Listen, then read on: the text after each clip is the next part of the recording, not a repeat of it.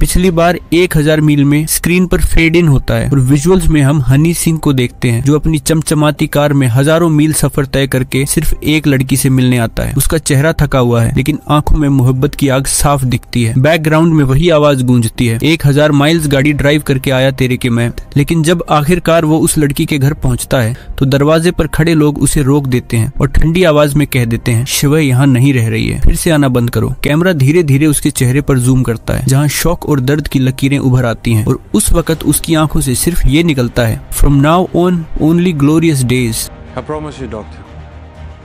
From now on, it will only be glorious days.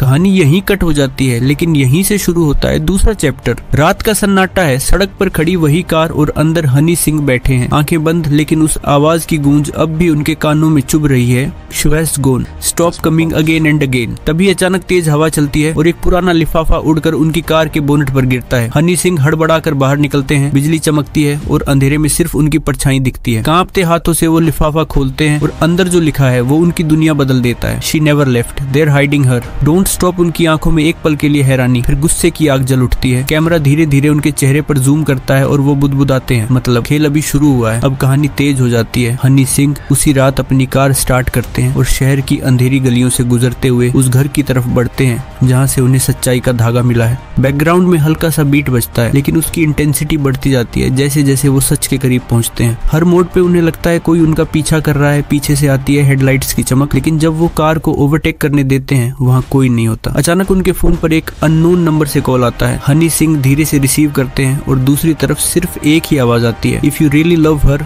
Don't stop now but beware, every mile you drive is dangerous. Call cut हो जाता है और उनका दिल और तेजी से धड़कने लगता है, लेकिन वो रुकने वालों में से नहीं। गाड़ी और स्पीड पकड़ लेती है। कैमरा उनके इंटेंस चेहरे और तेजी से भागती कार के बीच बार बार स्विच करता है। रास्ते में उन्हें एक पुराना ढाबा दिखता है, वो वहाँ रुकते हैं और अंदर एक बूढ़ा आदमी बैठा है जो अचानक उठकर कहता है, तुम उसी लड़की को ढूंढ रहे हो ना जिसे सब लोग छुपा रहे हैं, वो जिंदा है लेकिन कैद में है। हनी सिंह हैरान रह जाते हैं। बूढ़ा आदमी उन्हें एक नक्शा पकड़ाता है और कहता है, ये तुम्हें वहाँ तक ले जाएगा, लेकिन याद रखना सच के करीब जाना आसान नहीं होगा। नक्शा उठाकर हनी सिंह फिर से सफर शुरू करते हैं। कैमरा कार के टायरों पर झूम करता है जो कच्ची सड़क पर धूल उड़ाते हैं। अब उनकी आंखों में डर नहीं, सिर्फ डिटर्मिनेशन है। सफर के दौरान उन्हें अजीब अजीब संकेत मिलते हैं, कभी सड़क पर खड़ी परछाई, कभी हवा में गूंजती वही हार्श आवाज, she is gone, stop coming again and again. लेकिन वो अब इन आवाजों को नजरअंदाज करते हुए आगे बढ़ते जाते हैं। अंत में वो एक वीरान हवेली के सामने पहुंचते हैं जो नक्शे का आखिरी निशान था। हवेली टूटी फूटी है लेकिन अंदर से हल्की रोशनी झलक रही है। हनी सिंह धीरे धीरे हवेली के गेट को धक्का देकर अंदर दाखिल होते हैं।